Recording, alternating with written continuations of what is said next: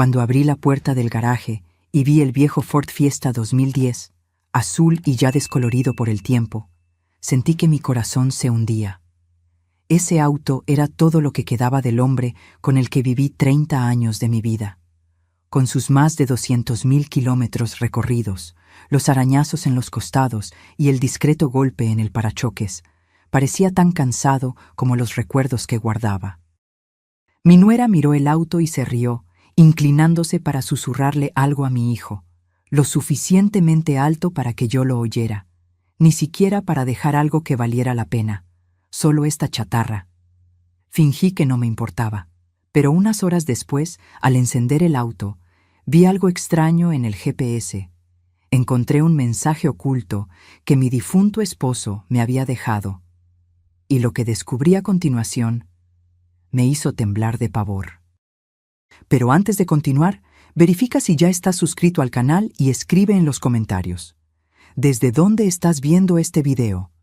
Nos encanta saber hasta dónde están llegando nuestras historias. Me llamo Elena, tengo 61 años y hasta hace 3 semanas creía que conocía a mi esposo Carlos perfectamente. Estuvimos casados por casi 3 décadas. Él era gerente en una pequeña ferretería, ganaba un sueldo modesto, pero siempre cuidó de mí. Nunca tuvimos mucho, pero tampoco nos quejamos. Nuestra casa era rentada, un sencillo dúplex en un barrio de clase media baja en la Ciudad de México. Nuestros 2 hijos, Amanda y Rafael, ya estaban casados y con sus propias familias. Carlos siempre pareció preocupado por el dinero. Recortaba cupones, regateaba en las tiendas, insistía en reparar las cosas rotas en lugar de comprar nuevas. «Necesitamos ahorrar para cuando seamos viejos, Elena», solía decir. Pero cuando murió, de forma inesperada, a los 65 años, de un ataque cardíaco fulminante mientras cortaba el césped de nuestro pequeño patio, no encontramos prácticamente nada en nuestras cuentas. Solo 1,200 pesos mexicanos en la cuenta de ahorro y aquel viejo Fiesta azul. Nuestra casa, que siempre pensé que estaba hipotecada, en realidad era rentada. El apartamento que supuse que estaba comprando para nuestro retiro aparentemente nunca existió. No había seguros, inversiones, nada. Al menos fue eso lo que el abogado dijo cuando leyó el testamento a la familia reunida en la sala de estar de la casa que ahora tendría que dejar en 60 días. Mientras Rafael, mi hijo, me abrazaba en silencio, su esposa Débora no podía ocultar su desprecio. ¿Sabías que no tenía nada? ¿Cómo planeaban vivir? Las preguntas me cortaban como cuchillos. Yo no sabía. Carlos se encargaba de las finanzas. Siempre decía que todo estaba bajo control, que yo no necesitaba preocuparme. Después del velorio, de los pocos amigos ofreciendo condolencias, de los vecinos trayendo platos de comida que apenas tocaba, finalmente me quedé sola. Mis hijos regresaron a sus casas, y me encontré sentada en la mesa de la cocina mirando las llaves del Fiesta. Era viernes por la noche, 3 días después del entierro, y necesitaba empezar a empacar mi vida. No podía. ¿Cómo empacar 30 años? ¿Cómo decidir qué llevar cuando no tenía a dónde ir? Amanda me había ofrecido la habitación de huéspedes en su apartamento apretado, pero sabía que sería temporal. Rafael vivía en un dúplex pequeño con su esposa y 2 hijos, y Débora había dejado bien claro que no había espacio para una boca más. Tomé las llaves del auto y bajé al garaje. Por lo menos podría intentar entender qué funcionaba y qué no en aquel vehículo. Apenas conducía. Carlos siempre tomaba el volante, pero ahora necesitaría arreglármelas. Me senté en el asiento del conductor, sintiendo el olor de él todavía presente. El cuero agrietado del volante, el tablero polvoriento, el pequeño San Cristóbal colgado del espejo retrovisor. Giré la llave y el motor tosió antes de arrancar. La radio se encendió automáticamente, tocando una canción antigua que solíamos bailar. La apagué rápidamente, incapaz de soportar aquel recuerdo. Fue entonces que noté el GPS incorporado en el tablero. Nunca lo habíamos usado. Carlos prefería mapas de papel. Decía que eran más confiables que esos cachivaches electrónicos. Por curiosidad, toqué la pantalla. El aparato se encendió y mostró un mapa de la ciudad. En la esquina de la pantalla había un icono que decía Favoritos. Presioné y solo apareció una dirección, guardada como para Elena. Me quedé paralizada. Carlos nunca había mencionado haber programado algo en el GPS, mucho menos algo con mi nombre. Mi dedo tembló sobre el botón Iniciar navegación. Miré el reloj. 8:13 p.m. Era tarde para salir, pero ¿qué tenía que perder? No podría dormir de todas formas. Cualquier cosa sería mejor que quedarme sentada sola en aquella casa que pronto no sería más mía. Apreté el botón y el GPS comenzó a guiarme. En 200 metros, gire a la derecha. La voz mecánica resonó por el auto silencioso. Salí del garaje cautelosamente, las manos temblorosas en el volante. Hacía años que no conducía sola, especialmente de noche. Las calles estaban relativamente vacías mientras seguía las instrucciones. 20 minutos después, me di cuenta de que estábamos saliendo de la ciudad en dirección a una zona más rural. Continúe en la carretera por 7 kilómetros, instruyó el GPS. ¿Qué podría querer mostrarme Carlos tan lejos de casa? La carretera se puso más oscura, con pocas casas y muchos árboles. Empecé a sentirme ansiosa. ¿Y si solo era un error? ¿Y si Carlos había programado esto para otra persona? ¿Por qué nunca había mencionado este lugar? En 300 metros, gire a la derecha en camino no pavimentado. Dudé, pero obedecí. El Fiesta traqueteó en el camino de tierra, los faros iluminando una senda estrecha entre árboles densos. Mi ansiedad aumentó. Tal vez esto era una pésima idea. Llegó a su destino, anunció el GPS. Detuve el auto y miré alrededor. No había nada más que oscuridad y árboles. Ninguna casa, ninguna construcción visible. Solo un pequeño claro y lo que parecía ser el inicio de un sendero. Apagué el motor, pero dejé los faros encendidos, iluminando el camino por delante. Salí del auto con la linterna del celular en mano. El aire de la noche estaba fresco, y el silencio era interrumpido solo por el sonido distante de grillos.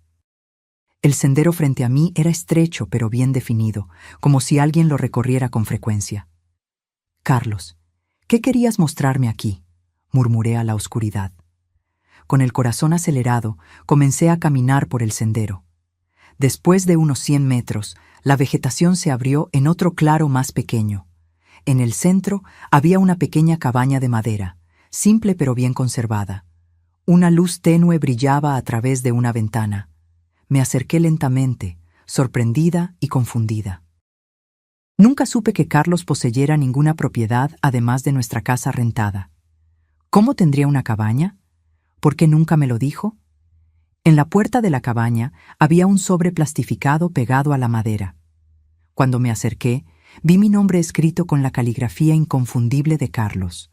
Con dedos temblorosos, abrí el sobre y saqué una carta y una llave. «Mi querida Elena», comenzaba la carta. «Si estás leyendo esto, significa que ya no estoy contigo y que encontraste mi último regalo. Sé que debes estar confundida y tal vez hasta enojada conmigo ahora, pero te pido que entres y veas lo que preparé para ti durante todos estos años». Me quedé inmóvil ante la puerta de la cabaña, releyendo el primer párrafo de la carta a la luz tenue de la linterna del celular. La caligrafía de Carlos, tan familiar y ahora tan dolorosa de ver, parecía saltar del papel. Respiré hondo y continué leyendo. «Durante toda nuestra vida juntos, mi mayor miedo siempre fue dejarte desamparada. Mientras yo estuviera vivo, podría trabajar, podría cuidar de ti. Pero, ¿y después? El mundo no es amable con viudas mayores sin recursos, Helena. Entonces comencé un plan, hace muchos años, cuando aún éramos jóvenes y esperabas a Amanda. Nuestros hijos piensan que fui un fracasado financiero, que desperdicié nuestra vida con un trabajo mediocre, que no conseguí ni siquiera comprar nuestra propia casa. Dejé que pensaran eso. Dejé que todos pensaran eso. A veces dejé incluso que tú pensaras eso, y por eso pido perdón. Pero era necesario. Todos aquellos turnos extras, los fines de semana trabajando, los viajes de negocios mensuales que yo decía que eran para ver proveedores. Yo estaba construyendo algo para ti, algo que nadie podría tomar, algo solo nuestro. Mis manos temblaban tanto que casi no podía sostener la carta. ¿Qué estaba diciendo Carlos? ¿Qué vida paralela había llevado sin que yo lo supiera? Con la llave en mano, abrí la cerradura de la puerta de la cabaña. Se abrió con un leve chirrido, revelando un interior sorprendentemente acogedor. No era grande, tal vez unos 30 metros cuadrados, pero estaba impecablemente limpia y organizada. Una pequeña sala con un sofá simple, una mesa de madera con 2 sillas, una cocineta básica en la esquina. Había una puerta que presumiblemente llevaba a un dormitorio. En la pared opuesta a la puerta vi una fotografía enmarcada. Era nuestra, del día de nuestra boda. Yo con mi simple vestido blanco que mi madre había cosido, Carlos con su único traje, ambos radiantes de felicidad. Al lado, más fotografías. Amanda naciendo, Rafael dando sus primeros pasos, nuestras escasas vacaciones en la playa, nuestro aniversario de 25 años. En el centro de la mesa había otro sobre, más grande que el primero. Me acerqué lentamente y me senté, sintiendo el peso de los últimos días presionando mis hombros. Abrí el sobre con cuidado. Dentro había documentos, muchos documentos. El primero era la escritura de la cabaña, a nombre de Carlos y el mío. Propiedad liquidada, decía el sello en la parte superior. Debajo, más papeles, certificados de propiedad de tierras, 12 hectáreas alrededor de la cabaña, también a nuestros nombres. Un extracto bancario de una cuenta que yo nunca supe que existía, con un saldo que me hizo ahogar, 782,450 pesos mexicanos. Y había más. Pólizas de seguros, inversiones en diferentes fondos, acciones de empresas, todo meticulosamente organizado y documentado. Cada papel representaba años de planificación silenciosa, de ahorros escondidos, de un futuro que Carlos estaba construyendo mientras yo pensaba que apenas podíamos pagar las cuentas. Dentro del sobre encontré la continuación de la carta. Elena, todo lo que ves aquí es tuyo ahora. La cabaña, la tierra, los ahorros, las inversiones. Calculé que, administrando con cuidado, tendrás lo suficiente para vivir cómodamente por el resto de tu vida. No es una fortuna, pero es seguridad. Nunca necesitarás depender de nadie. Elegí no incluir esto en el testamento oficial porque no quería que nadie lo supiera, ni siquiera nuestros hijos. No porque no confíe en ellos, sino porque aprendí a lo largo de los años que el dinero cambia a las personas, y principalmente porque quería que esta fuera una conversación entre nosotros dos, incluso si yo ya me hubiera ido. Debes estar preguntándote por qué mantuve todo esto en secreto. ¿Por qué viví como si fuéramos casi pobres cuando teníamos todo esto guardado? La verdad es que vi a muchos amigos perderlo todo por ostentar un poco de éxito. Vi a familias mendigando préstamos, a parientes distantes apareciendo con peticiones, a emprendimientos fracasados porque alguien creía que le sobraba el dinero. Decidí, entonces, vivir por debajo de nuestras posibilidades. Guardar cada centavo extra. Invertí en tierras cuando eran baratas, en acciones de empresas sólidas. Hice todo esto poco a poco, con paciencia, sin alardes. En el cajón de la mesa encontrarás el contacto del señor Augusto, un abogado que me ayudó a organizar todo esto. Él está al tanto de la situación y te ayudará a transferir todo oficialmente a tu nombre. Confío en él completamente. Abrí el cajón mencionado, y de hecho, allí estaba una tarjeta con el nombre y teléfono de un abogado. También había una pequeña caja de madera. La abrí y encontré otro trozo de papel, con una lista de contraseñas. Cuentas de banco, caja fuerte, alarmas. Volví a la carta que continuaba. Tal vez estés molesta conmigo por haber mantenido este secreto. Lo entiendo. Pero quiero que sepas que cada día en que parecía que yo estaba siendo excesivamente económico o preocupado por el dinero, estaba pensando en ahora, en este momento en que estarías sola y necesitarías mantenerte. Una última cosa. En el dormitorio hay una pequeña caja fuerte empotrada en la pared detrás del cuadro de nuestra primera casa. La contraseña es la fecha del día en que nos conocimos. ¿Te acuerdas? En la parada del autobús durante aquella lluvia terrible. Dentro de ella hay una sorpresa más para ti. Con el corazón latiendo fuerte, fui hasta el pequeño dormitorio. Era simple, con una cama de matrimonio y un armario de madera. En la pared, el cuadro mencionado, una acuarela de la casa donde vivimos en los primeros años de casados. Lo retiré y allí estaba la caja fuerte.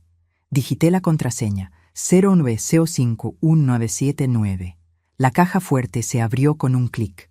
Dentro había una caja de terciopelo azul oscuro. La abrí lentamente. Era un collar de oro con un dije de zafiro, la piedra que Carlos siempre decía que combinaba con mis ojos. Nunca tuve una joya así, nada ni remotamente parecido. Junto al collar, una última nota, para que siempre recuerdes que, incluso en las dificultades, siempre fuiste mi tesoro más preciado. Te amaré por siempre, Carlos. Las lágrimas que había contenido hasta entonces vinieron como un torrente incontrolable. Me senté en la orilla de la cama, el collar en una mano, las cartas en la otra, llorando por este hombre que había pasado décadas construyendo un futuro para mí, en silencio, sin reconocimiento, sin que nadie lo supiera.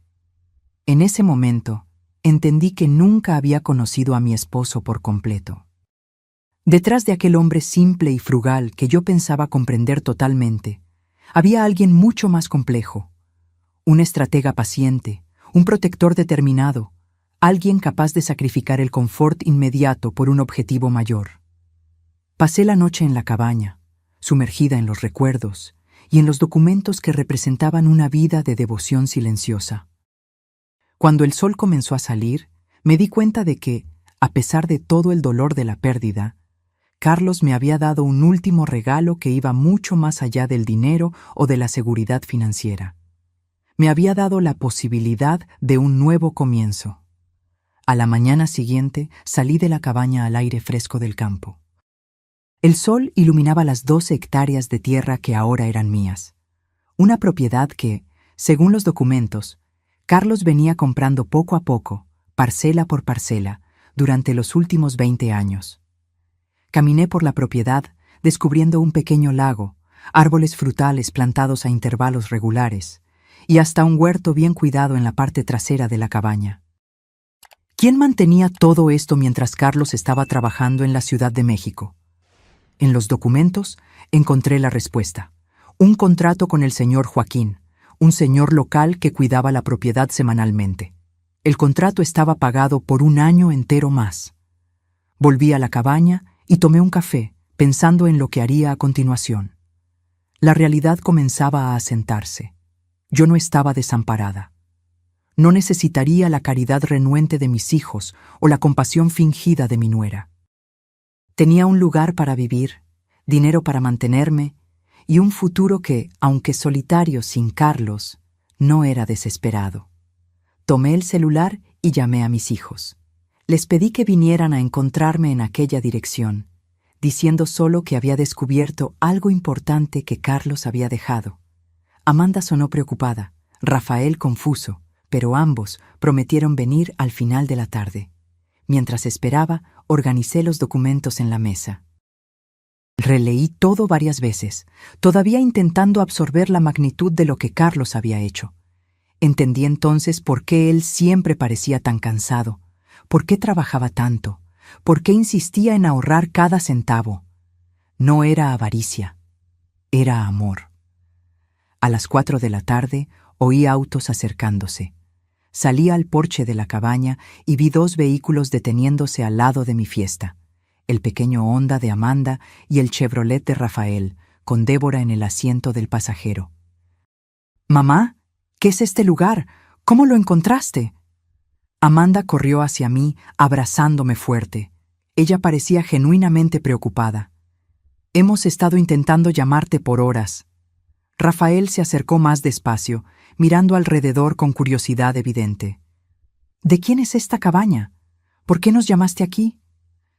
Débora permaneció unos pasos atrás, examinando todo con expresión crítica. Deberías estar descansando en casa, no conduciendo por ahí sola, comentó, sin mirarme a los ojos. Vengan conmigo, dije simplemente, conduciéndolos dentro de la cabaña. Los tres se detuvieron en la entrada, sorprendidos con el interior acogedor y bien cuidado. Siéntense, indiqué la mesa donde los documentos estaban dispuestos. Tengo algo que mostrarles. Les conté entonces sobre el GPS en el auto, sobre cómo había seguido las coordenadas la noche anterior, sobre lo que había encontrado. Les expliqué sobre los documentos, sobre la estrategia financiera de Carlos, sobre la vida doble que él había creado, no por deshonestidad, sino por precaución y amor. Amanda comenzó a llorar cuando mostré los valores de las cuentas e inversiones. Rafael se quedó en silencio, mirando fijamente la escritura de la propiedad con nuestros nombres. Débora palideció visiblemente. Les estoy mostrando esto porque son mi familia, expliqué. Quiero que sepan que estoy bien, que no necesitan preocuparse por mí. Su padre cuidó de todo. ¿Por qué nunca nos lo contó? Rafael finalmente habló, su voz temblorosa. ¿Por qué vivir como si estuviéramos siempre al borde de la quiebra cuando teníamos... ¿esto? Le pasé la parte de la carta donde Carlos explicaba sus motivos. Rafael leyó en voz alta, su voz quebrándose en las últimas palabras. Amanda se secó las lágrimas. Él siempre fue tan discreto, tan reservado sobre el dinero. Recuerdo cómo se molestaba cuando pedíamos juguetes caros o ropa de marca. Él estaba enseñándonos a valorar lo que importa, respondí, entendiendo ahora más claramente las actitudes de Carlos. Él quería que fuéramos felices con poco, porque sabía que la verdadera riqueza no está en lo que poseemos.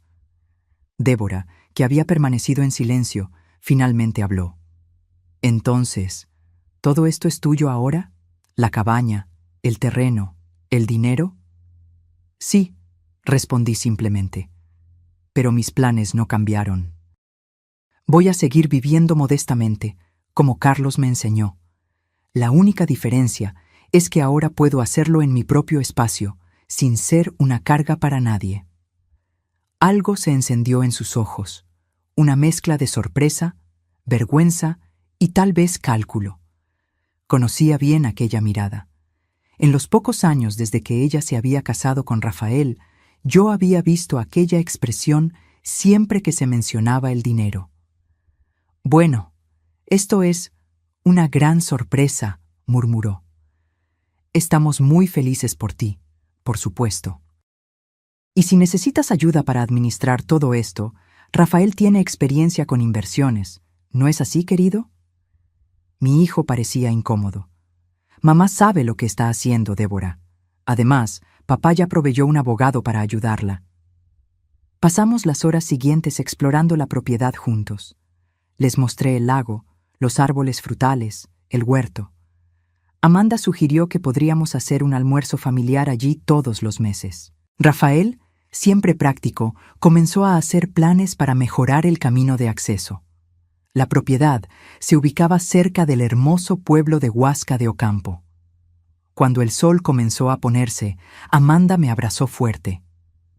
Voy a extrañarte en la ciudad, pero estoy feliz de que tengas este lugar.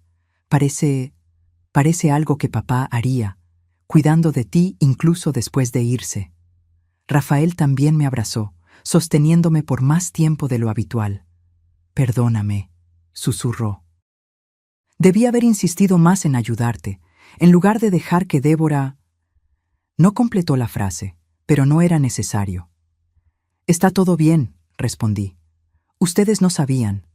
Nadie sabía. Mientras ellos se preparaban para irse, Débora se acercó a mí con una sonrisa que no alcanzaba sus ojos. Elena, necesito pedirte disculpas por lo que dije el día del testamento, sobre que Carlos no había dejado ni para un funeral decente. Fue cruel y equivocado. La miré, viendo no solo la falsedad de sus palabras, sino también algo más, El arrepentimiento no por la crueldad, sino por haber subestimado a mi esposo, por haber juzgado nuestra vida basada solo en lo que podía ver. No tienes que disculparte, Débora, respondí tranquilamente. En realidad, tenías razón. Carlos no dejó dinero para un funeral. Hizo algo mucho mejor, dejó recursos para que yo continuara viviendo. Ella abrió la boca para responder, pero no encontró palabras. Con un asentimiento rígido, se dirigió al auto de Rafael. Me quedé en el porche, mientras los dos autos se alejaban por el camino de tierra, ahora iluminado por el último brillo del atardecer. El peso que había cargado en los días desde la muerte de Carlos, el miedo al futuro, la humillación de la aparente pobreza, la angustia de la dependencia, comenzaba lentamente a disiparse. Volví dentro de la cabaña y me senté nuevamente a la mesa, releyendo la carta de Carlos una vez más. A la luz suave de la lámpara, noté algo que había escapado a mi atención antes, una nota a pie de página en la última hoja. P.S. Siempre creí que el Fiesta es el auto perfecto para ti. Económico, confiable, discreto. Exactamente como nosotros dos siempre fuimos. Cuida de él como cuidaste de mí durante todos estos años. Sonreí entre lágrimas, entendiendo ahora que incluso el auto, viejo y sin valor, era parte del plan de Carlos. No era solo un vehículo. Era el último eslabón en una cadena cuidadosamente forjada de protección y amor.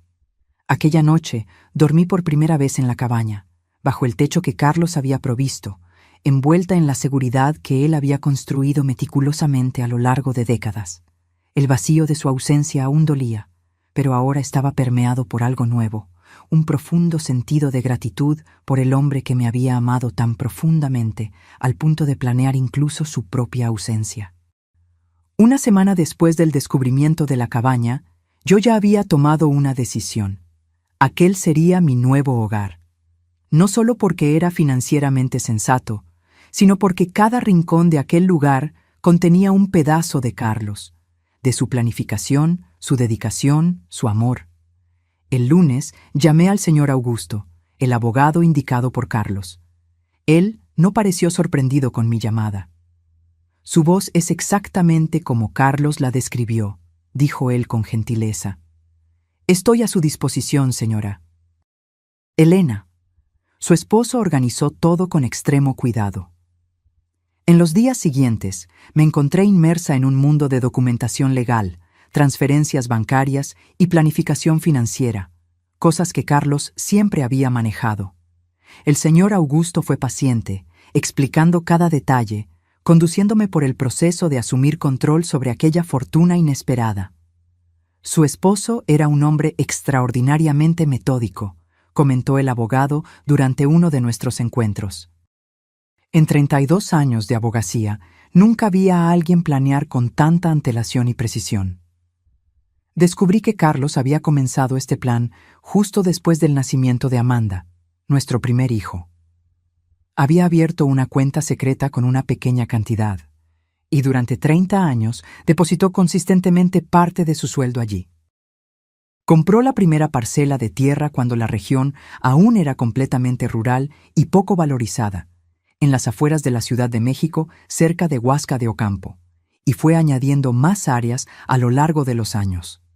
La cabaña fue construida por partes. Primero la estructura básica, después los acabados, el mobiliario simple pero durable, los pequeños detalles que hacían el espacio acogedor. Todo pagado al contado, todo documentado meticulosamente. Mientras organizaba la mudanza de la casa rentada a la cabaña, comencé a hacer pequeñas adaptaciones en el espacio. Carlos había construido pensando en funcionalidad y confort básico, pero ahora yo podría añadir mi propio toque. Compré cortinas nuevas, más coloridas que las neutras que él había escogido. Agregué algunas plantas, traje mis libros favoritos, puse más fotografías en las paredes. El señor Joaquín, el cuidador que se encargaba de la propiedad, se volvió un apoyo invaluable. Un señor de casi 70 años, de pocas palabras, que conocía cada centímetro de aquellas tierras.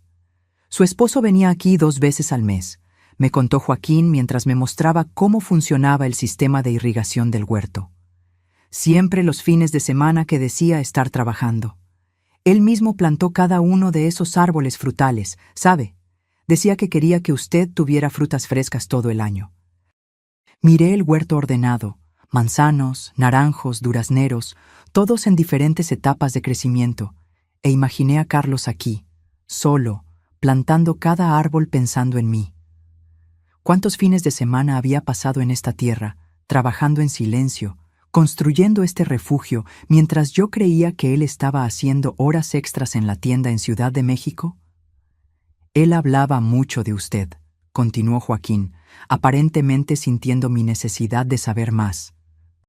Siempre decía que usted merecía mucho más de lo que él podía ofrecer abiertamente, que un día entendería por qué él vivía de forma tan económica.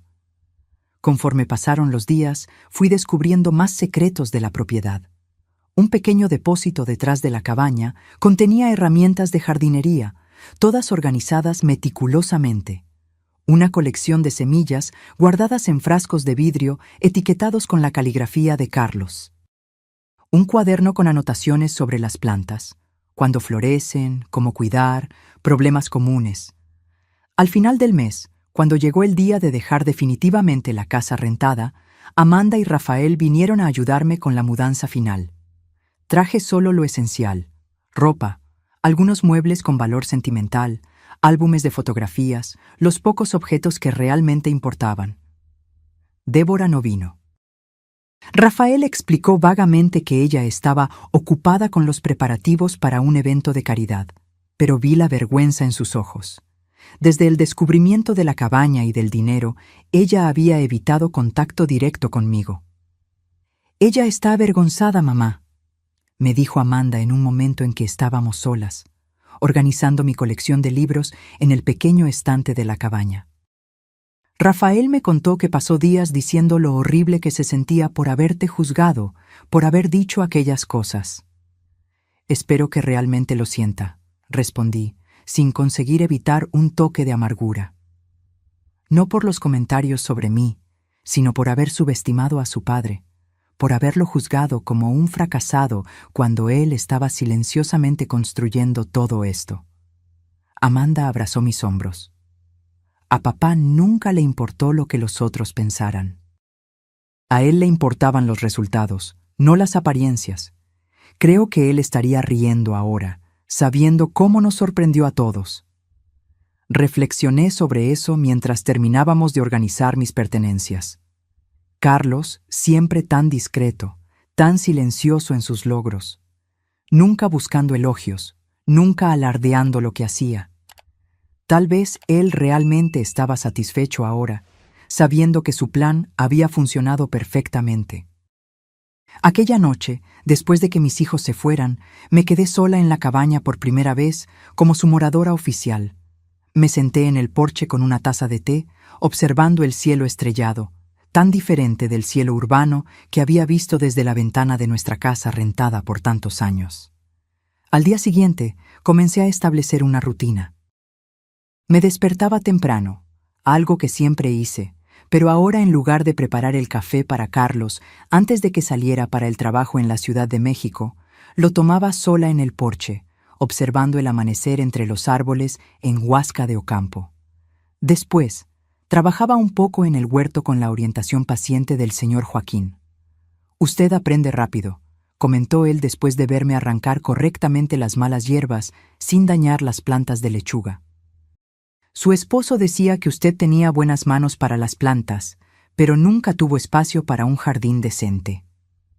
Era verdad, siempre me gustaron las plantas, pero nuestro pequeño patio en la ciudad apenas permitía algunas macetas. Carlos lo sabía también, aparentemente. Una prueba más de cómo él me observaba, anotaba mentalmente mis deseos y sueños, incluso los más triviales. Pasado un mes en la cabaña, recibí una llamada inesperada. Era Débora. «¿Elena?» Su voz sonaba titubeante, nada parecida a su habitual tono confiado. «Espero no estar molestando». «No lo estás, Débora. ¿Cómo estás?» «Estoy bien, gracias». Hubo una pausa incómoda. Me gustaría saber si puedo ir a visitarte, sola. Hay algo que necesito decirte personalmente. Confieso que me sorprendió. Desde la revelación sobre la herencia de Carlos, Débora se había mantenido distante, comunicándose conmigo solo a través de Rafael. Claro, respondí curiosa. ¿Cuándo te gustaría venir? Mañana, si es conveniente. Por la mañana.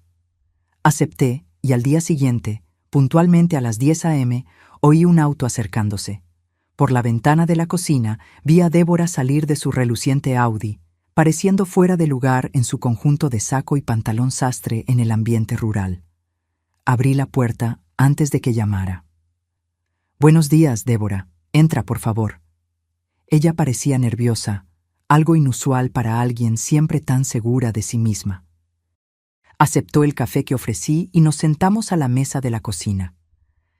«Este lugar es mucho más agradable de lo que imaginé», comentó, mirando alrededor. Cuando Rafael dijo cabaña, pensé en algo más rústico. «Carlos nunca hizo nada a medias», respondí. Incluso viviendo con sencillez, él valoraba el confort. Débora giró la taza entre los dedos, visiblemente incómoda. Finalmente, después de un largo silencio, habló. «Vine a pedirte disculpas, Elena. No solo por las cosas horribles que dije después del funeral de Carlos, sino por cómo te traté durante todos estos años. Me mantuve en silencio, esperando que continuara. Siempre los vi a ti y a Carlos como fracasados», admitió, las palabras pareciendo doler al salir. «Siempre pensé, ¿cómo alguien puede trabajar por 30 años y no tener nada que mostrar? Sin casa propia, sin auto de lujo, sin viajes internacionales. Los juzgué por la ausencia de cosas materiales». Ella miró por la ventana hacia el huerto en flor que se extendía más allá de la cabaña. «Pero ahora me doy cuenta de que estaban construyendo algo mucho más grande, mucho más significativo que las apariencias que yo valoraba tanto. Mientras yo publicaba fotos de cenas caras en las redes sociales y me endeudaba para mantener una imagen, Carlos estaba silenciosamente construyendo un patrimonio real». Su voz falló, y me di cuenta de que sus ojos estaban húmedos. «Rafael y yo estamos ahogados en deudas, Elena. ¿Aquel auto en la entrada? Financiado. Nuestra casa, hipotecada hasta el techo, todo para mantener una imagen de éxito que no existe. Y lo más irónico, los consideré a ti y a Carlos un ejemplo de fracaso, cuando en realidad ustedes eran los que estaban haciendo todo bien». Me quedé en silencio, procesando aquella confesión inesperada. Parte de mí sentía una satisfacción amarga. La nuera que siempre me había mirado con condescendencia, ahora admitía su error. Pero otra parte de mí sentía compasión por la joven mujer claramente en conflicto frente a mí. «Débora, no necesitamos vivir en función del juicio ajeno», dije finalmente. «Carlos entendió eso mucho antes que yo. A él no le importaba lo que los otros pensaran de nuestro estilo de vida, con tal de que estuviéramos seguros». «¿Cómo podías vivir así, sin importarte lo que los otros pensaban, sin desear más?» Reflexioné sobre la pregunta. Era algo que yo misma había cuestionado en los primeros días después del descubrimiento de la cabaña. «Yo confiaba en Carlos», respondí honestamente, «y aprendí a encontrar alegría en las pequeñas cosas. Una cena simple juntos, un paseo en el parque, ver a nuestros hijos crecer. No necesitábamos mucho para ser felices». Nuestra conversación continuó por horas, más honesta y profunda que cualquier otra que hubiéramos tenido antes. Cuando Débora finalmente se preparó para irse, parecía diferente, más ligera tal vez, como si hubiera depositado una carga que había llevado por mucho tiempo. «Elena», dijo, ya en la puerta, ¿crees que podrías enseñarme un poco sobre jardinería? ¿Sobre cómo cultivar alimentos? Quiero intentar ahorrar, vivir más como ustedes vivían». Sonreí, sorprendida y conmovida por la petición. «Claro, Débora. Ven cuando quieras. Yo también estoy aprendiendo, pero podemos aprender juntas». En las semanas siguientes, para mi sorpresa, Débora comenzó a aparecer regularmente, primero sola, después con Rafael y los niños. Poco a poco, la cabaña que Carlos había construido para mí comenzó a transformarse en un punto de encuentro familiar. Amanda traía a su esposo e hijo los fines de semana. A los niños les encantaba explorar la propiedad, jugar en el lago, recoger frutas directamente de los árboles. En una de esas visitas, Rafael me buscó mientras yo regaba las plantas del jardín. «Mamá, ¿puedo preguntarte algo? Algo en lo que he estado pensando desde que descubrimos todo esto». «Claro, hijo. ¿Nunca desconfiaste? En todos esos años, ¿nunca te diste cuenta de que papá estaba construyendo todo esto?» Puse la regadera y lo miré, considerando la pregunta. Hubo momentos, pequeños detalles que no tenían sentido, depósitos que desaparecían antes de ser registrados en las cuentas que yo veía, fines de semana de trabajo de los que volvía más cansado de lo que debería, a veces con tierra bajo las uñas a pesar de trabajar en una tienda, llamadas telefónicas que atendía en privado. Sonreí al recordar esos momentos. Creo que, en el fondo, yo sabía que había algo más, pero confiaba en él completamente. Si Carlos estaba escondiendo algo, yo creía que sería por un buen motivo. Rafael me miró con una expresión que mezclaba admiración y perplejidad. «Eso es extraordinario, mamá. Ese tipo de confianza. No sé si conseguiría hacer lo mismo». «Tu padre me dio motivos para confiar en él durante 30 años de matrimonio», respondí. Él nunca me dio razón para dudar de su carácter o de su amor. Y al final, él probó que merecía cada gramo de esa confianza. Mientras Rafael se alejaba, pensé en cómo la vida había cambiado en estos últimos meses. El dolor de la pérdida de Carlos aún estaba allí, un vacío que nunca sería completamente llenado. Pero a su lado había ahora un profundo sentimiento de gratitud, no solo por el confort material que él me había dejado, sino por su visión, su planificación, su determinación en protegerme incluso después de irse. La cabaña, que inicialmente había visto como solo un refugio, se volvía cada vez más un hogar. El lugar donde la familia se reunía, donde yo plantaba mis propias flores, donde sentía la presencia de Carlos en los detalles que él había tan cuidadosamente planeado. Por la noche, sola, yo todavía lloraba a veces. No solo de tristeza, sino de una emoción compleja, una mezcla de pérdida, amor, gratitud y admiración por el hombre extraordinario que había escogido compartir su vida conmigo y que continuaba cuidando de mí incluso después de irse. Hace 6 meses pasaron desde que encontré la cabaña. El otoño llegó, transformando el paisaje en tonos dorados y rojos en las tierras de Huasca de Ocampo. Los manzanos estaban cargados, y yo pasaba las mañanas recogiendo frutas con la ayuda del señor Joaquín, que pacientemente me enseñaba a identificar las que estaban en el punto justo. En una tarde particularmente agradable, mientras organizaba uno de los cajones de la oficina improvisada que había montado en un rincón de la sala, encontré un cuaderno marrón de tapa dura que no había notado antes. Estaba parcialmente escondido bajo otros documentos. Lo abrí con curiosidad y reconocí inmediatamente la letra de Carlos, aquella caligrafía metódica y clara que yo conocía tan bien. Era una especie de diario, pero no el tipo común con entradas diarias sobre sentimientos personales. Era un registro de sus visitas a la propiedad, comenzando 24 años atrás. 17 de marzo de 2001. Compré 2 hectáreas adyacentes más al terreno original. El vendedor pensó que yo estaba loco por querer tierras tan aisladas, pero el precio estaba excelente. Algún día, cuando Elena descubra todo esto, ella tendrá un lugar tranquilo para vivir. Mis ojos se llenaron de lágrimas mientras volteaba las páginas amarillentas. En cada entrada, Carlos detallaba sus actividades: la compra de más tierras, la plantación de árboles, el inicio de la construcción de la cabaña, las mejoras a lo largo de los años. 05 de septiembre de 2008. Terminé el techo de la cabaña hoy. Me tomó más tiempo de lo planeado, pero quise hacer todo con cuidado. Quiero que Elena tenga un lugar sólido, que no necesite reparaciones constantes cuando yo ya no esté aquí. La realidad de su planificación me golpeó con nueva fuerza. Carlos no solo había ahorrado dinero para mí, él había literalmente construido un futuro con sus propias manos, ladrillo por ladrillo, árbol por árbol. 18 de julio de 2015. Planté durazneros hoy. A Elena siempre le gustaron los duraznos frescos, pero nunca pudimos tener un huerto en la ciudad. Calculé que estarán dando buenos frutos en unos 8 o 10 años. Espero estar vivo para verlos, pero si no lo estoy, espero que a ella le guste este regalo tardío.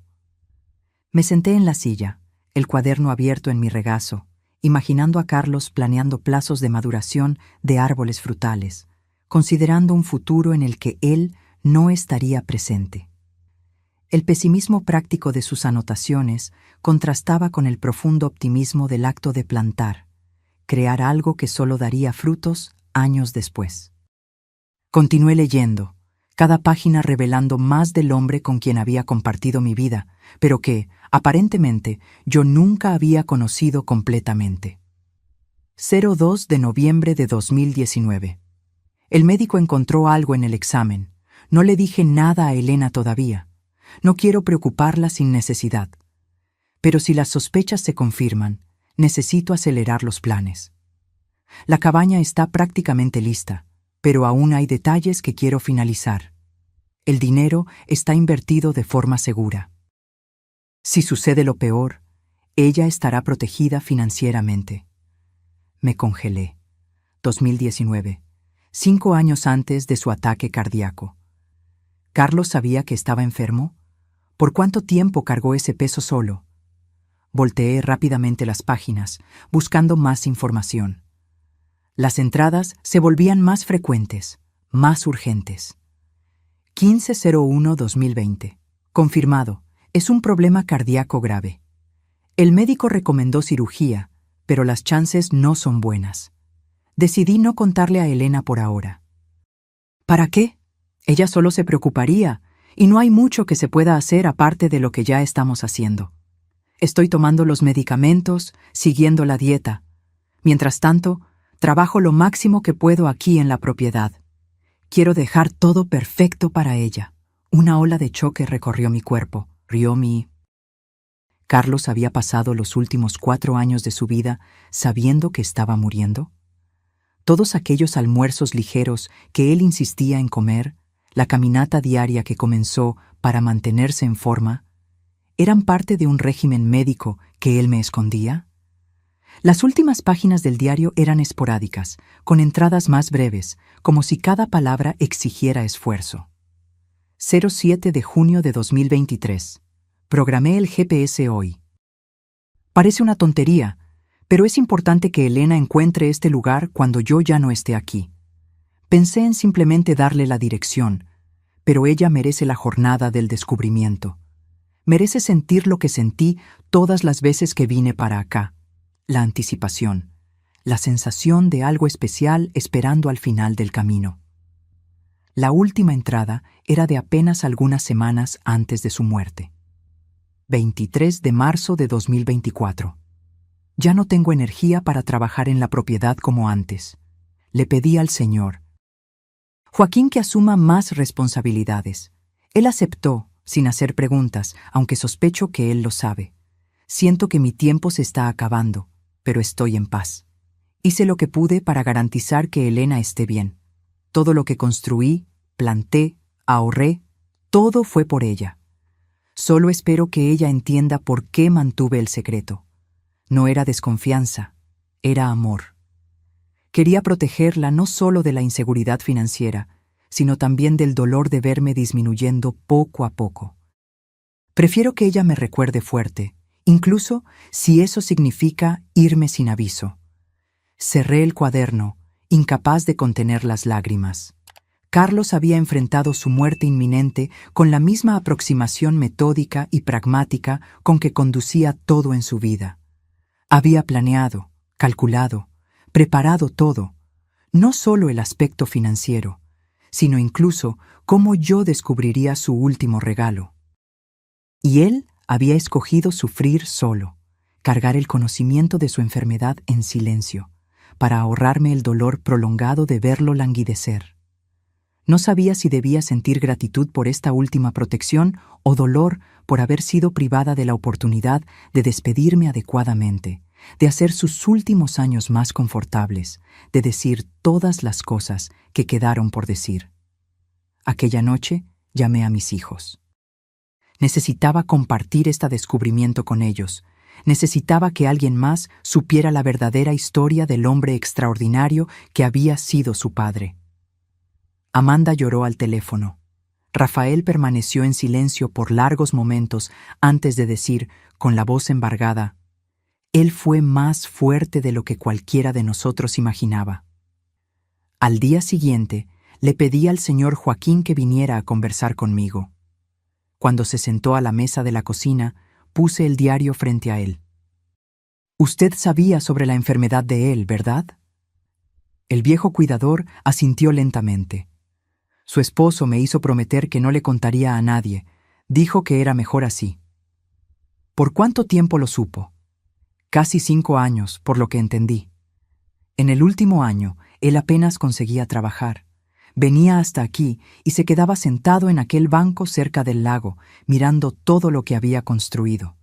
A veces me pedía que hiciera pequeños ajustes, un clavo aquí, una tabla allá. Otras veces solo se quedaba en silencio, como si estuviera despidiéndose. Imaginé a Carlos sentado solo a la orilla del lago, contemplando la propiedad que había creado para mí, consciente de que su tiempo se estaba acabando, pero determinado a completar su misión autoimpuesta. ¿Por qué cree que él nunca me contó? ¿Sobre la propiedad? ¿Sobre la enfermedad? Joaquín reflexionó antes de responder, sus manos callosas descansando sobre la mesa. Su esposo era un hombre reservado, doña Elena. No hablaba mucho, pero cuando hablaba de usted, sus ojos brillaban. Él me dijo una vez que la mayor alegría de él era verla feliz, despreocupada. Creo que él no quería que usted cargara el peso del conocimiento, ni sobre la enfermedad de él, ni sobre los sacrificios que hizo para construir todo esto. Sacrificios.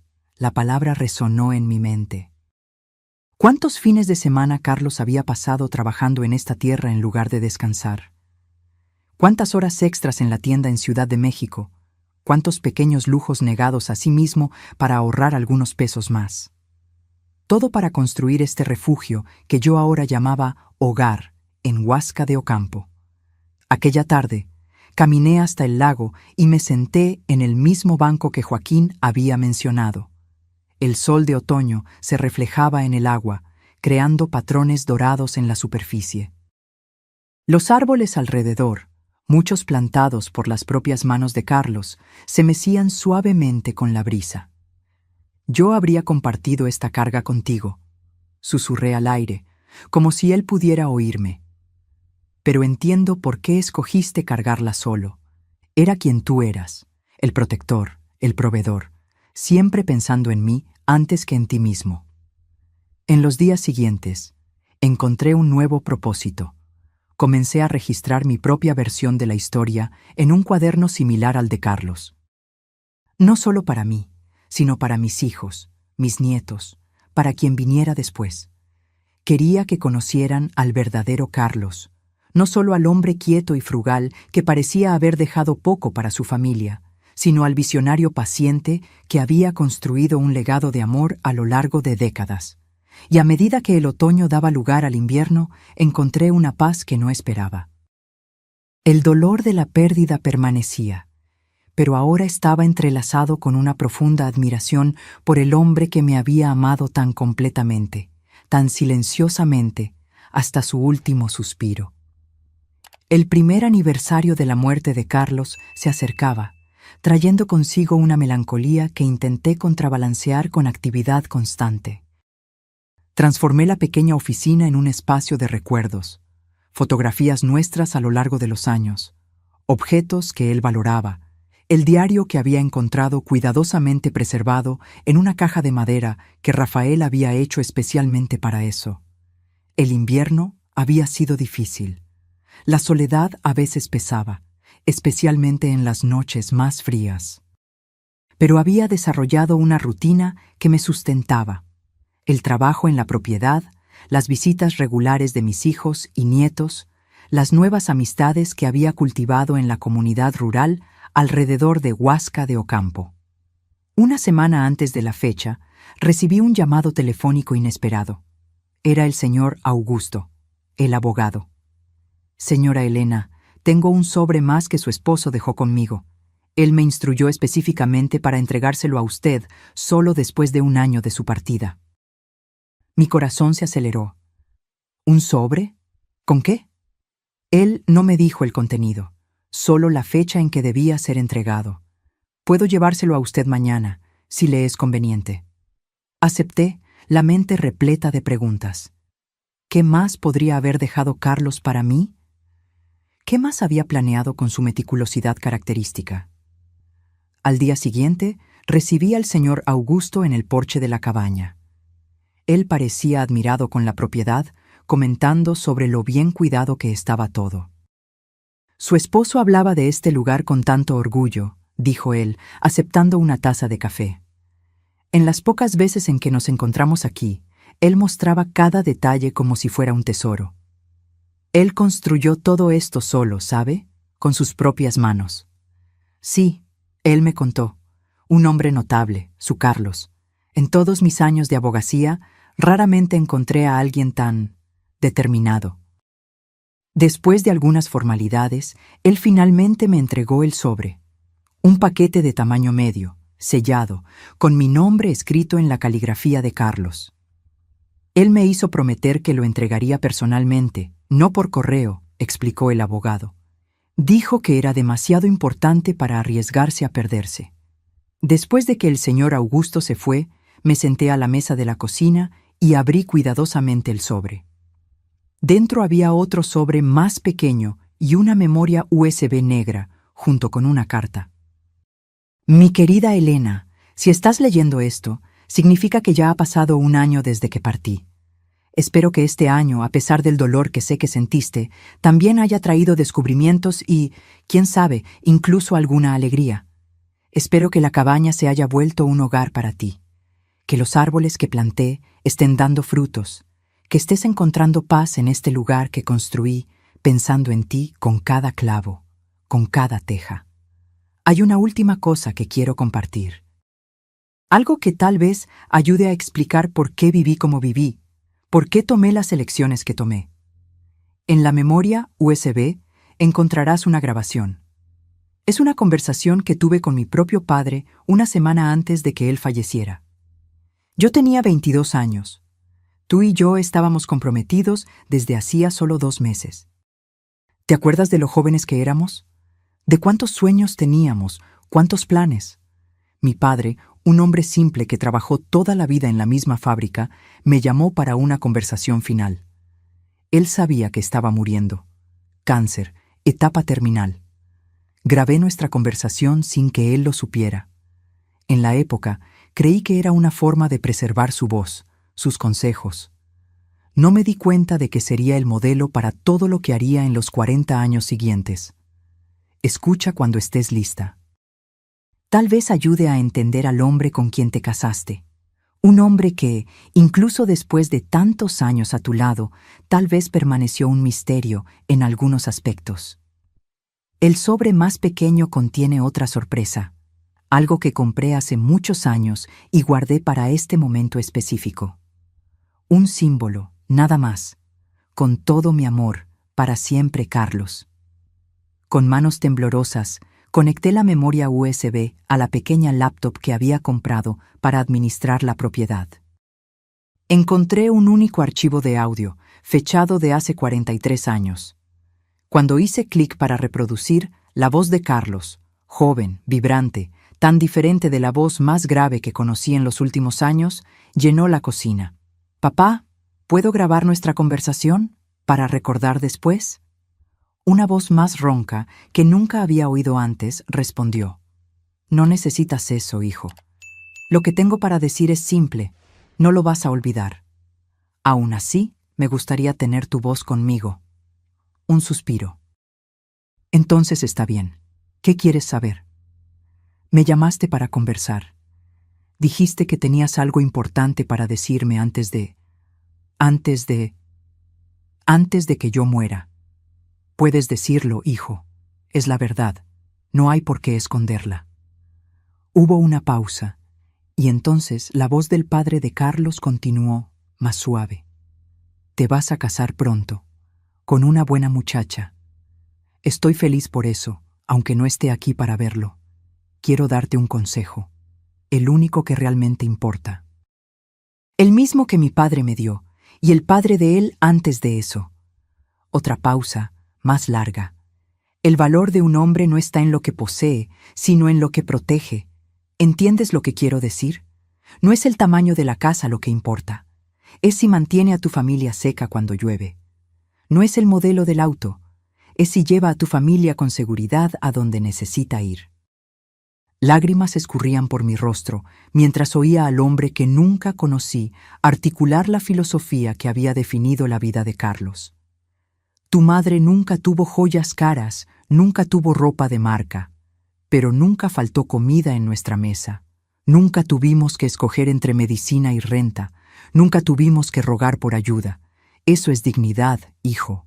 Eso es lo que un hombre debe ofrecer a su familia, no lujo, sino seguridad, no apariencia, sino substancia. La voz del padre de Carlos falló un poco y oí el sonido de un vaso siendo colocado sobre una mesa. Veo a jóvenes hoy comprando autos que no pueden pagar, casas que los esclavizan con deudas, todo para impresionar a personas que no se importan con ellos. No seas así. Vive por debajo de tus posibilidades, ahorra para el futuro.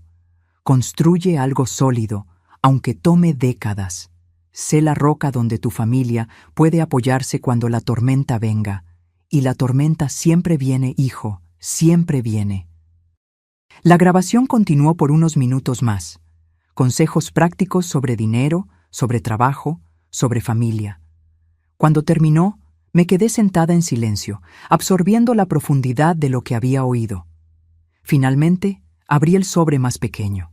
Dentro había una llave antigua prendida a un cordón simple junto con una nota.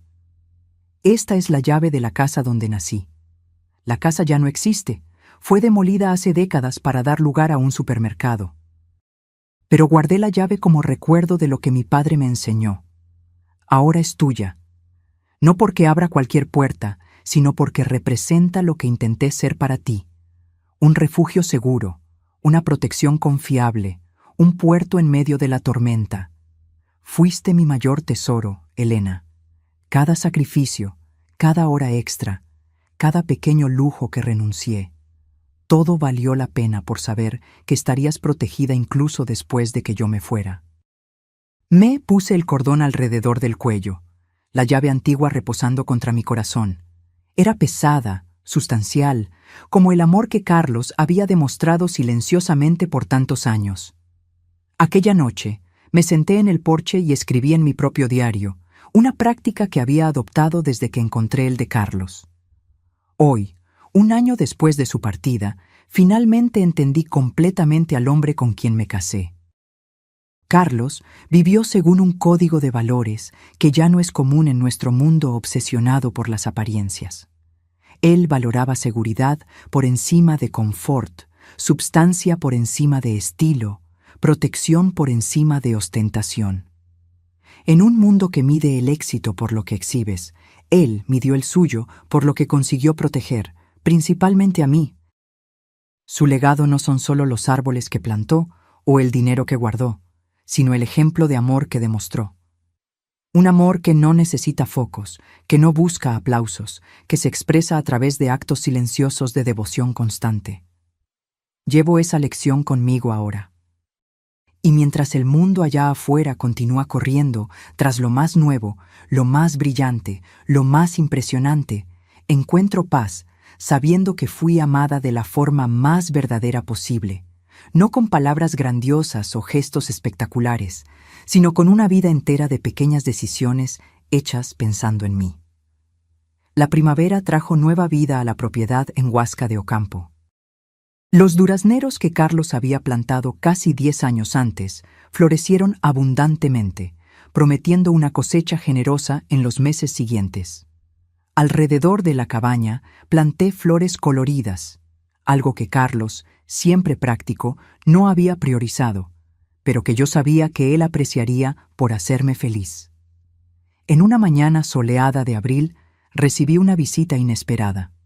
Un auto que no reconocí se detuvo al inicio del sendero que llevaba a la cabaña. Un hombre de mediana edad salió, mirando alrededor con curiosidad evidente. ¿Puedo ayudarlo?, pregunté desde el porche, cautelosa con visitantes desconocidos. El hombre sonrió, retirándose los lentes de sol. «Señora Elena, mi nombre es Ricardo Méndez. No sé si Carlos alguna vez mencionó mi nombre». Fruncí el ceño, intentando recordar. No lo recuerdo. ¿Era amigo de mi esposo? Colega de trabajo, en realidad. No en la ferretería, sino... Bueno, es sobre eso que vine a conversar. ¿Puedo tener unos minutos de su tiempo? Intrigada, lo invité a entrar. Servimos café en el porche, aprovechando el clima agradable. Ricardo parecía incómodo, inseguro sobre cómo empezar. «Señora Elena, trabajo para una empresa de inversiones inmobiliarias. Me enteré de su pérdida solo recientemente y creí que tal vez Carlos no tuvo tiempo de explicar todo sobre los negocios que hacíamos juntos». Sentí una ola de confusión. ¿Negocios? Carlos trabajaba en la ferretería. Era gerente allí por casi 30 años en la Ciudad de México. Ricardo asintió, una sonrisa comprensiva en su rostro. Sí, lo era. Pero esa era solo una parte de su vida profesional. Carlos también trabajaba con nosotros como consultor de inversiones inmobiliarias. De hecho, él tenía un talento excepcional para identificar propiedades subvaloradas con potencial de apreciación. Ricardo tomó un sorbo de café antes de continuar. No entiendo. Carlos nunca mencionó otro empleo. Él era muy discreto sobre eso, Ricardo explicó gentilmente. Comenzó hace unos 25 años, casi por casualidad. Carlos vino a nuestra oficina para obtener información sobre un terreno. Este terreno, de hecho. Él gesticuló hacia la propiedad a nuestro alrededor. En la conversación, demostró un conocimiento notable sobre valores de tierra en la región, tendencias de desarrollo, factores que influencian la apreciación a largo plazo. Ricardo tomó un sorbo de café antes de continuar. Mi padre, que era el fundador de la empresa, le ofreció un trabajo de medio tiempo como consultor. Carlos se rehusó inicialmente, pero mi padre insistió en al menos pagar por sus opiniones sobre algunos terrenos que estábamos considerando. Fue así que comenzó. Yo estaba aturdida. ¿Me está diciendo que Carlos tenía un segundo empleo secreto durante todos esos años? No exactamente un empleo regular. Él nos ayudaba a evaluar propiedades, principalmente en áreas rurales como esta, alrededor de Huasca de Ocampo. A veces, hacía esto remotamente, analizando datos y mapas. Otras veces, visitaba los lugares personalmente. Eran aquellos viajes de negocios mensuales para ver proveedores, me imagino. Carlos tenía una intuición natural para lo que funcionaría a largo plazo. Su especialidad eran inversiones de horizonte extendido, propiedades que no darían retorno inmediato, pero que se apreciarían significativamente en 15, 20 años. Recordé los viajes mensuales de Carlos, las horas extras los fines de semana. Todas las piezas comenzaban a encajar de una forma que nunca había imaginado. Él era pagado por esto, continuó Ricardo. Muy bien pagado, de hecho. Carlos insistía en recibir parte de su compensación en participaciones en las propiedades que ayudaba a identificar, en lugar de solo dinero. Con el tiempo, esto se acumuló substancialmente. ¿Qué exactamente quiere decir con substancialmente?, pregunté, mi voz casi un susurro. Ricardo abrió su maletín y retiró una carpeta de documentos. Este es el motivo de mi visita, de hecho. Carlos poseía participaciones minoritarias en 17 emprendimientos diferentes a través de nuestra empresa. Centros comerciales, condominios residenciales, edificios comerciales, todos seleccionados con aquella mirada de largo plazo que era su marca registrada. Él empujó la carpeta en mi dirección. Estos son los documentos detallando esas participaciones, que ahora son suyas por derecho. Intentamos contactarla antes, pero solo recientemente descubrimos sobre esta propiedad. Con manos temblorosas, abrí la carpeta. Había contratos, extractos financieros, proyecciones de rendimientos. Números que hacían la cuenta bancaria que Carlos me había dejado parecer casi insignificante en comparación. La última evaluación total de esas participaciones, Ricardo dijo suavemente, es de aproximadamente 8.7 millones de pesos mexicanos. El mundo pareció girar a mi alrededor. Me apoyé en la silla, incapaz de hablar. Carlos nunca le contó, ¿verdad? Ricardo preguntó gentilmente. Moví la cabeza, las lágrimas comenzando a empañar mi visión. Nunca. Él me dejó esta propiedad, algo de dinero en cuentas e inversiones. Creí que era todo. Ricardo sonrió tristemente. Conociendo a Carlos, no estoy sorprendido. Él siempre fue extremadamente reservado sobre su riqueza. En la empresa, sabíamos que él vivía muy por debajo de sus posibilidades, pero respetábamos su privacidad. Él mencionó una vez que prefería construir patrimonio a exhibirlo. El valor de un hombre no está en lo que posee, sino en lo que protege, susurré, recordando las palabras del padre de Carlos en la grabación. Exactamente, Ricardo concordó, pareciendo impresionado. Él dijo eso algunas veces. Era casi un mantra para él. Miré nuevamente los documentos, intentando comprender la magnitud de lo que estaba viendo. Todos esos años, mientras ahorrábamos para comprar un sofá nuevo o pensábamos 2 veces antes de cenar fuera. Él estaba construyendo un imperio silencioso, Ricardo completó.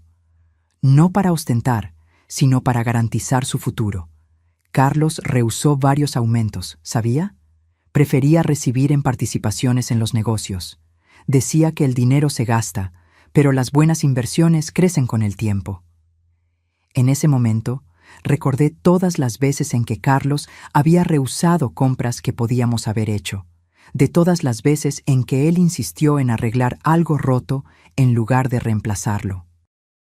No era por mezquindad o falta de recursos, era parte de una filosofía de vida más profunda, una visión de largo plazo que yo nunca había comprendido completamente. ¿Por qué nunca me contó?, pregunté, más para mí misma que para Ricardo. El hombre consideró la pregunta por un momento. No puedo responder con certeza, claro, pero mi padre, que trabajó con Carlos por más tiempo, siempre dijo que él tenía un miedo casi supersticio. Ricardo, interrumpí, una súbita realización me golpeó. Él sabía que estaba enfermo. En los últimos años. Sí, Ricardo confirmó con un suspiro. Él nos contó sobre su problema cardíaco hace unos 4 años. Fue cuando comenzó a organizar todo más meticulosamente, transfiriendo documentos a nombre de ustedes dos, garantizando que todas las participaciones estuvieran debidamente registradas. Él preparó todo, murmuré. Hasta el último detalle, Ricardo concordó. Incluso pidió que esperáramos algunos meses después de su partida antes de contactarla. Dijo que quería que usted tuviera tiempo para acostumbrarse a las primeras revelaciones antes de conocer el resto.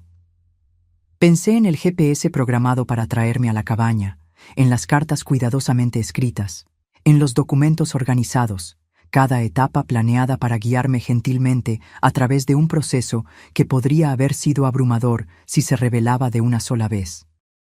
Hay una cosa más, Ricardo agregó, retirando un sobre final de su maletín. Carlos pidió que yo entregara esto personalmente, después de explicar sobre las inversiones. Acepté el sobre, reconociendo inmediatamente la caligrafía de Carlos. Lo abrí con cuidado, intentando controlar el temblor en las manos. Mi Elena, si Ricardo está entregando esta carta, ya sabes sobre mi otro trabajo. Espero que entiendas por qué mantuve esto en secreto por tanto tiempo. Al principio, era solo una forma de ganar un dinero extra para construir algo para nosotros. Conforme el éxito de las inversiones creció, comencé a temer que la riqueza pudiera cambiar nuestra vida de maneras que yo no deseaba. Vi tantas familias destruidas por el dinero, amistades corrompidas por la envidia, matrimonios arruinados por expectativas infladas, hijos malcriados por facilidades excesivas. Temía también que, si algo me sucedía demasiado pronto, quedarías vulnerable a oportunistas, a consejeros interesados solo en tu nueva riqueza. Entonces decidí crear capas de protección. Primero la cabaña y el dinero suficiente para una vida confortable, después esta revelación final. Sé que puede parecer manipulador, y tal vez lo fue. Pido tu perdón por eso. Todo lo que hice, cada decisión que tomé, fue pensando en tu bienestar y seguridad. Ahora tienes opciones, Elena. Todas las opciones que yo siempre quise que tuvieras. Puedes seguir viviendo simplemente en la cabaña, usar solo lo que necesites de los rendimientos para vivir cómodamente. Puedes ayudar a nuestros hijos, nietos, causas que valoras. Puedes viajar, explorar, hacer todo lo que siempre soñamos pero pospusimos para después. Solo pido una cosa, no dejes que el dinero cambie quién eres. La mujer simple, gentil y generosa con quien me casé, que encontraba alegría en las pequeñas cosas, que valoraba a las personas por encima de las posesiones. Esa es la verdadera riqueza que tuvimos. Siempre fuiste mi tesoro más precioso. Para siempre tuyo, Carlos. Cuando terminé de leer, las lágrimas corrían libremente por mi rostro. Ricardo discretamente me entregó un pañuelo, esperando pacientemente que yo recuperara la compostura. Él era un hombre extraordinario, comentó Ricardo suavemente. Todos en la empresa lo respetaban profundamente. Nunca conocí a alguien que combinara tanta astucia financiera con tanta integridad personal. Asentí, incapaz de hablar. El Carlos, que yo conocí durante 30 años de matrimonio, frugal, dedicado, trabajador en la Ciudad de México, había sido real. Pero había también este otro Carlos, el estratega financiero brillante, el constructor paciente de un imperio invisible en el área de Huasca de Ocampo. En los días siguientes, mientras trabajaba con Ricardo para entender el alcance completo de lo que Carlos había construido, oscilé entre admiración, confusión e incluso momentos de rabia por la magnitud del secreto que él había mantenido. ¿Cómo pudimos haber compartido una vida por tantos años, con una parte tan significativa de ella escondida de mí? Pero a medida que organizaba los documentos, aprendiendo sobre cada inversión, cada propiedad, cada decisión estratégica que él había tomado a lo largo de las décadas, comencé a ver un patrón claro, una coherencia absoluta entre el Carlos que yo conocía y el hombre de negocios que había permanecido en las sombras. Cada inversión reflejaba sus valores. Preferencia por proyectos con beneficios comunitarios, evitando emprendimientos que pudieran perjudicar a pequeños comerciantes locales, priorizando sostenibilidad ambiental décadas antes de que se volviera moda. El mismo hombre que arreglaba nuestras cosas en lugar de reemplazarlas, había insistido en prácticas sostenibles en sus emprendimientos inmobiliarios. El mismo hombre que ahorraba centavos en el supermercado había donado anónimamente para causas locales a través de fundaciones ligadas a sus inversiones. 3 semanas después de la visita de Ricardo, reuní a mi familia en la cabaña. Era un domingo soleado, perfecto para un almuerzo al aire libre. Mientras observaba a Amanda y Rafael ayudando a montar las mesas bajo los árboles, sus hijos corriendo alrededor, jugando con el perro que había adoptado recientemente, sentí una profunda certeza sobre lo que necesitaba hacer. Débora, que en los últimos meses se había vuelto sorprendentemente cercana, ayudaba en la cocina, preparando una ensalada con verduras frescas del huerto. ¿Está todo bien?, preguntó, notando mi silencio contemplativo. Perfectamente bien, respondí, solo pensando en cómo la vida da vueltas inesperadas. Cuando todos estaban sentados, con los platos servidos, levanté mi copa para un brindis.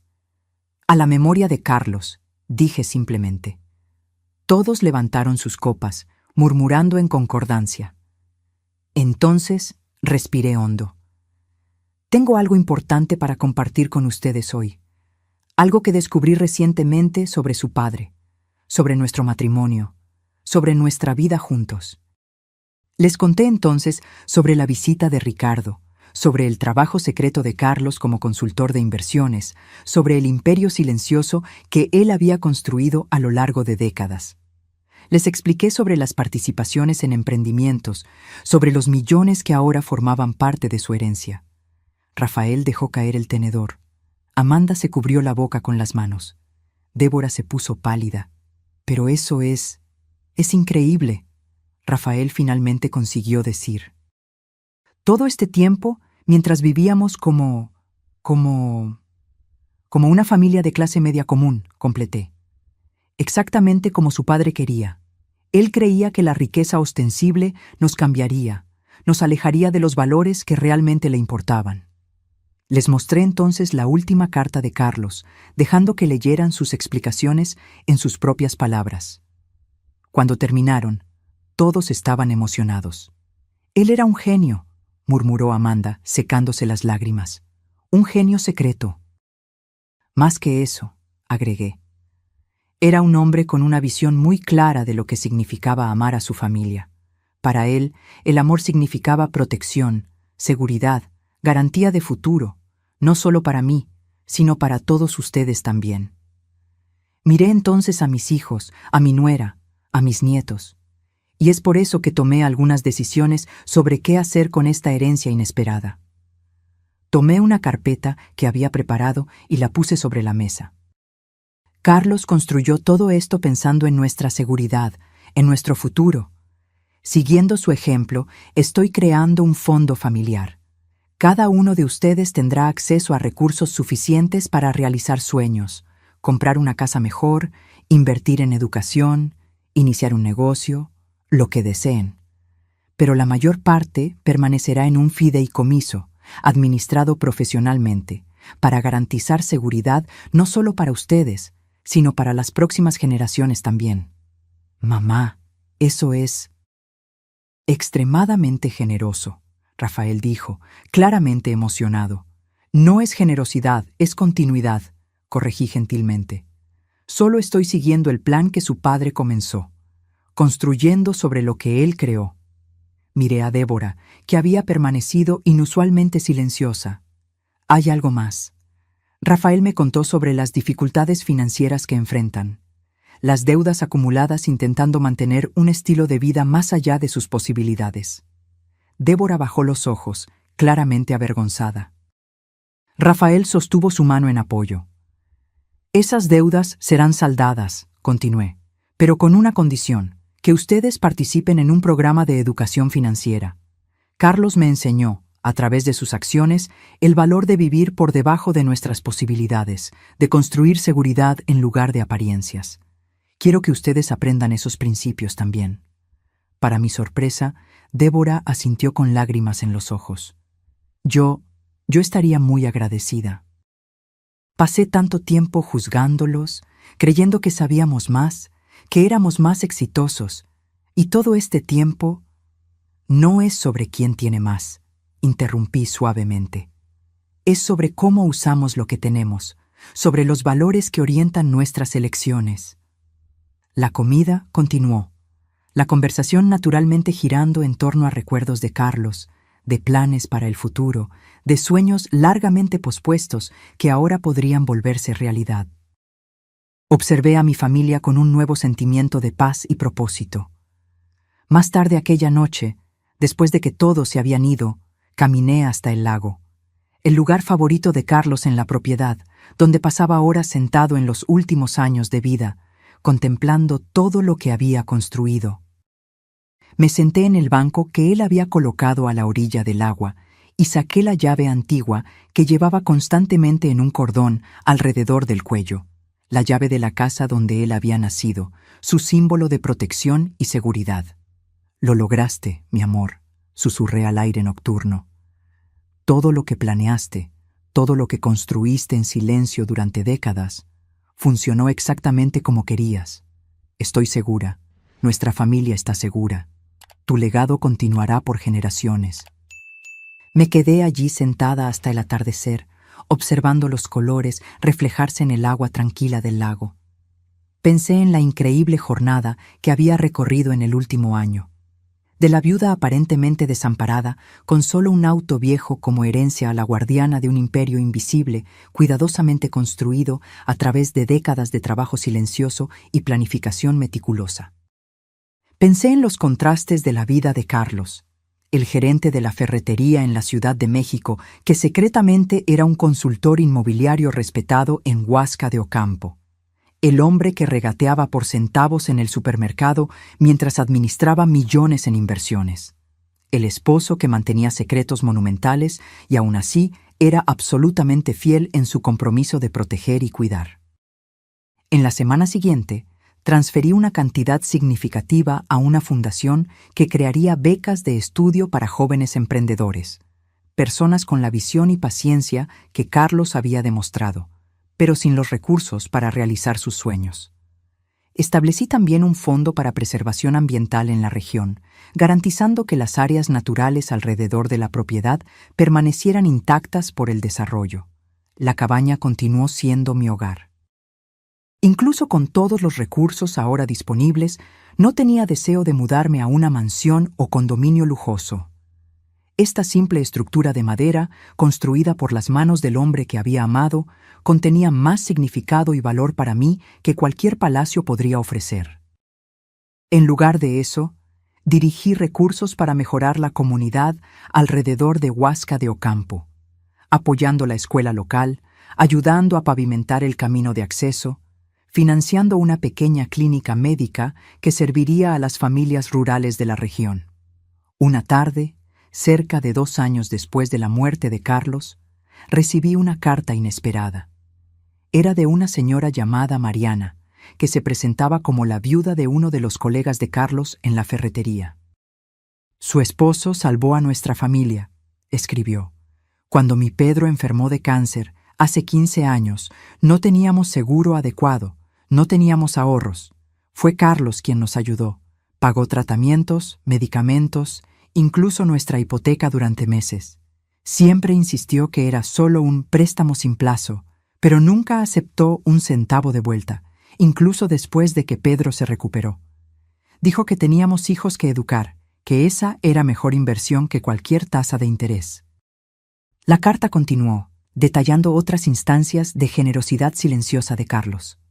Pequeños préstamos a colegas en dificultades, asistencia anónima a familias en la comunidad, mentoría a jóvenes empleados. Me di cuenta entonces de que el patrón de vida doble de Carlos se extendía más allá de sus finanzas personales. Incluso con recursos limitados, al menos de lo que yo sabía en la época, él siempre encontraba maneras de ayudar a otros, siempre sin alarde, siempre insistiendo en la discreción. En las semanas siguientes, más cartas llegaron, de exempleados, de vecinos, de personas en la comunidad que habían sido tocadas por la generosidad silenciosa de Carlos a lo largo de los años. Historias que él nunca compartió conmigo, actos de bondad realizados silenciosamente mientras mantenía la apariencia de un hombre común con recursos limitados. En una tarde de domingo, exactamente 3 años después de su muerte, organicé una pequeña ceremonia en la propiedad. Invité a todos los que habían enviado cartas, junto con nuestra familia y amigos cercanos. En el centro del huerto plantamos un árbol en su memoria, un roble, fuerte y duradero como el legado que él había dejado. Mientras echaba la primera pala de tierra sobre las raíces del árbol, reflexioné sobre la lección final que Carlos me había enseñado, que la verdadera riqueza no es medida por lo que poseemos o exhibimos, sino por el impacto positivo que causamos en la vida de los otros.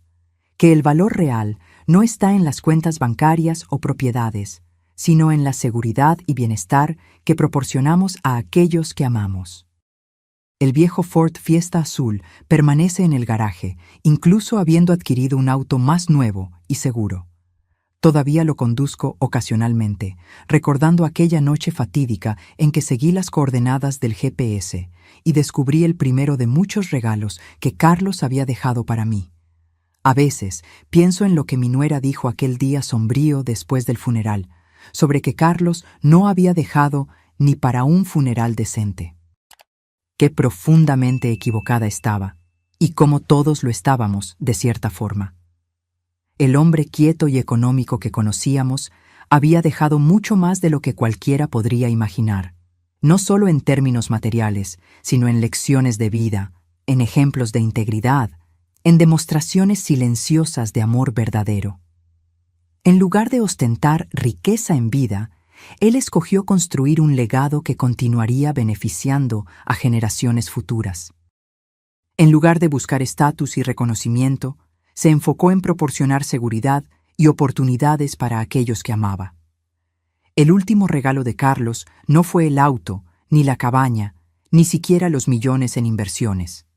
Fue la sabiduría que él vivió diariamente, que el amor verdadero se expresa no a través de palabras grandiosas o gestos espectaculares, sino a través de consistencia, de planificación cuidadosa, de sacrificio silencioso hecho de buena voluntad por aquellos que amamos. Una lección que llevo conmigo todos los días, como la llave antigua que aún cuelga alrededor de mi cuello. Un recordatorio constante del hombre extraordinario que escogió vivir una vida aparentemente común, pero que dejó un legado verdaderamente excepcional. Ahora, si te gustó esta historia, haz clic en suscribirte y dime en los comentarios qué parte te dejó con la boca abierta. Y no olvides hacerte miembro para tener acceso a videos exclusivos que no publico aquí. Te espero allá.